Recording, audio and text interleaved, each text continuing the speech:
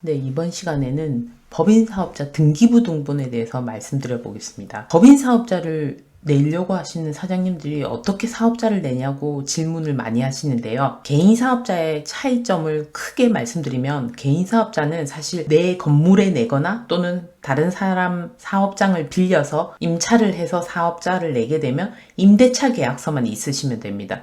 임대차 계약서 들고 본인 신분증 들고 세무서 가셔서 세무서에 신청서만 내시면 개인 사업자는 금방 나옵니다. 왜냐하면 내 이름으로, 주민번호가 있는 내 이름으로 사업자를 바로 낼 수가 있는 거죠. 그러나 법인의 경우에는 어렵지만 그래도 다들 들어보신 게, 개인 사업자와 법인은 틀리다더라.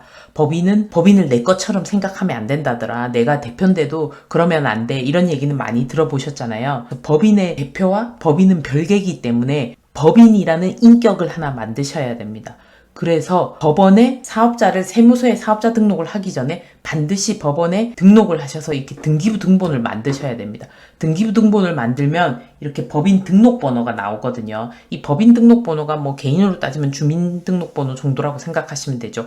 그러니까 개인은 주민번호가 있지만 법인은 별개의 인격을 만들어야 되기 때문에 이 인격을 만들기 위한 등기부 등본을 법원에서 신청을 해서 만들게 됩니다. 그걸 직접 인터넷 등기소, 법원 인터넷 등기소에서 직접 하실 수도 있지만 보통 맡기셔서 하시죠. 그걸 세무사한테 맡기시는 게 아니고 법무사님이나 아니면 변호사님들 이렇게 맡기시면 이 법원에 등기부 등본 내는 거를 하실 수가 있습니다. 이때 그럼 뭘 준비해야 되나요? 하고 물으시는데, 법무사님께서 잘 설명을 해주시겠지만 일단 회사의 상호를 정하셔야 되겠죠. 같은 지역 이내에 동일 상호는 안 되기 때문에 상호를 한두 개 정도 생각을 해 두십니다. 뭐 주식회사 땡땡땡 또는 땡땡땡 주식회사, 앞뒤가 바뀌어도 상관없고요. 그 다음에 사무실을 어디다 낼 건지 본점 주소를 정하셔야 되겠죠. 그래서 임대차 계약서가 있어야 합니다. 일단 법인이 나오기 전이기 때문에 대표 이름으로 집주인하고 계약을 한 임대차 계약서가 있으시면 됩니다. 그걸 가지고 등기부 등본이 나오고 나면 그 다음에 법인 이름으로 다시 집주인하고 계약을 하셔야 됩니다.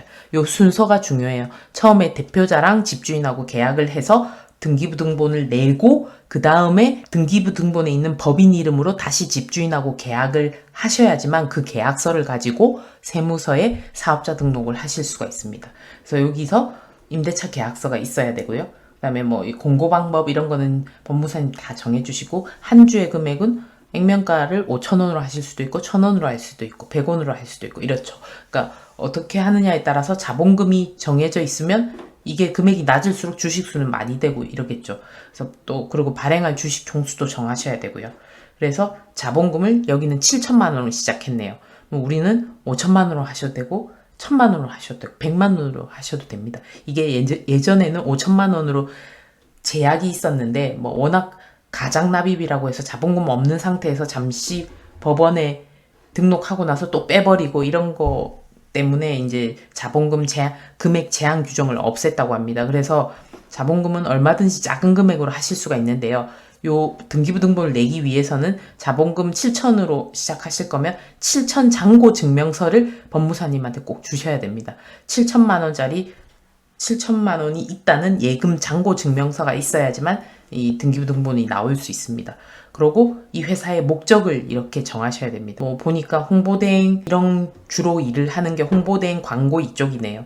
여기에 뭐 보통 추천드리면 부동산 임대업 이런 것도 다 넣습니다. 왜냐면 목적이 당장 하는 일 외에도 내가 뭐 나중에 온라인에서 판매할 수도 있으면 전자상거래업도 넣으시고요. 통신 판매업, 그다음에 부동산 임대업 이런 걸 하는 이유가 이 안에 목적을 하나 추가할 때마다 이 등기부 등본을 바꾸셔야 됩니다. 등기부 등본 직접 바꾸는데도 돈이 들겠지만 법무사님한테 맡기시면 역시나 수수료가 드니까 일단 목적을 내가 앞으로 할 만한 걸 많이 적어 두시는 게 좋습니다. 그리고 여기에 임원에 관한 사항이 들어가겠죠. 대표이사 누구로 하실지, 그다음에 뭐 기타 이사들, 뭐 대표이사 1인으로 하셔도 상관없습니다.